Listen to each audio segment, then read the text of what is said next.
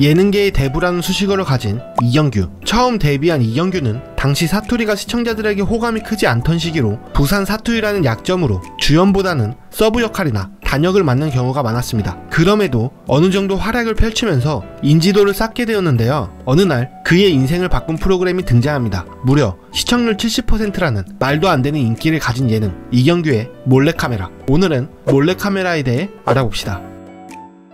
1989년에 등장한 몰래카메라. 몰래카메라는 당시 선망의 대상이었던 인기 연예인들을 대상으로 몰래 촬영하면서 돌발 상황이나 당황스러운 상황들을 만들고 놀라는 반응을 지켜보는 포맷을 가지고 있었습니다. 그만큼 여러 레전드 장면들이 탄생합니다. 단순 연예인만을 노리는 것이 아니라 아예 모든 사람들을 속이기 위해 퀴즈 프로그램인 퀴즈 아카데미의 새로운 MC로 들어가 프로그램에 맞지 않는 드립을 남발하면서 참가자 대학생들까지 모든 사람들을 속이며 웃음을 주고 현재라면 익숙한 장난인 머리를 감을 때 샴푸를 계속 뿌리는 장난을 무려 1991년에 보여주며 큰 인기를 끌게 됩니다. 촬영 내적이 아닌 외적으로 얽힌 비하인드들도 상당히 재밌습니다. 평소 해병대 출신인 걸 방송에서 강조했던 김은국을 상대로 골목길에서 불량배들이 여성을 위협하는 몰카를 진행했는데 김은국이 조심스럽게 다가가 말리는 모습이 나오지만 이후 후일담에서는 사실 김은국이 모른 채 하며 지나갔고 몰래카메라임이 밝혀지자 김은국이 사정사정하며 다시 한번 찍자고 해 도와주는 모습이 방송에 나갔다고도 합니다. 당시 몰래카메라의 인기가 엄청나 이경규 하면 몰래카메라, 몰래카메라 하면 이경규이기에 소설가 이상우 씨는 어느 날 결혼식 주례를 맡게 되었는데 결혼식에 들어가자 사회자로 이경규가 있는 것을 발견 후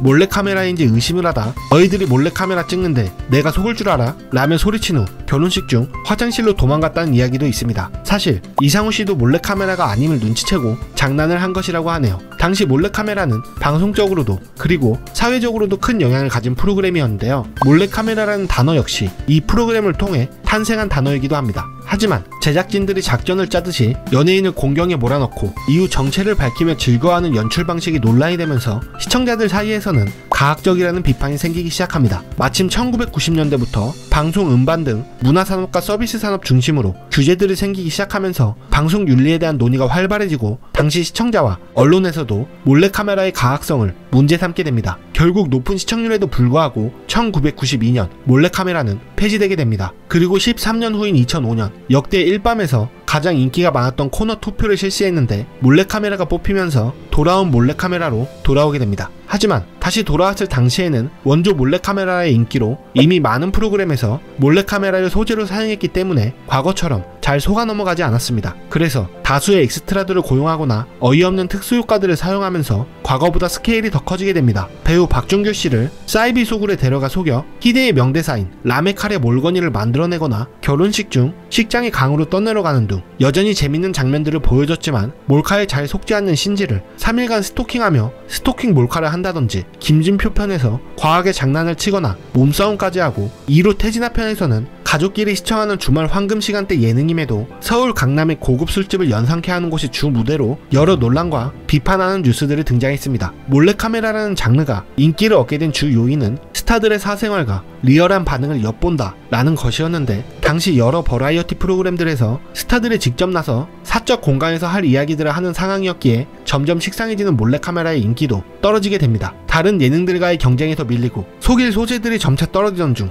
그래도 나쁘지 않은 시청률을 유지했는데요. 하지만 제작진은 코너가 잘 될 때 떠나는 게 모두에게 좋을 것이라고 말하며 2007년 가을 개편을 맞아 100회를 끝으로 폐지하게 됩니다. 마침 소재도 떨어지는 와중 박수 칠 때 잘 떠난 예능이지 않을까 했지만 다시 한번 등장하게 됩니다. 2016년 설날 특집으로 등장한 파일럿 프로그램 몰카 배틀 왕자의 게임. 이경규, 노홍철, 이특이 등장해 몰래카메라를 하고 투표를 통해 배틀을 펼친다는 설정을 가진 프로그램입니다. 하지만 국민은행 광고를 그대로 베껴 소재로 사용하며 여러 비판을 받고 정규 편성이 되지는 못했습니다. 대신 2016년 12월 진짜 사나이의 종영 이후 은밀하게 위대하게라는 프로그램으로 부활했지만 이경규가 빠진 상태였고 몰래카메라의 퀄리티도 과거에 비해 크게 떨어졌습니다. 심지어는 몰카 대상자들이 눈치를 채고 속아주는 연기까지 하는 등 연출이 너무 어설펐고 시청자들의 관심을 얻지 못한 채 흑역사만 남기고 2017년 5월 5개월 만에 종영되었습니다. 하지만 몰래카메라가 한국 예능에 남긴 영향은 작지 않았습니다. 연예인들의 예측 불가능한 반응을 포착하며 리얼한 상황을 강조하는 예능 스타일을 정착시켜 한국 리얼리티 예능의 원조라고도 볼 수 있습니다. 한때 대한민국을 들썩이게 했던 프로그램, 여러분은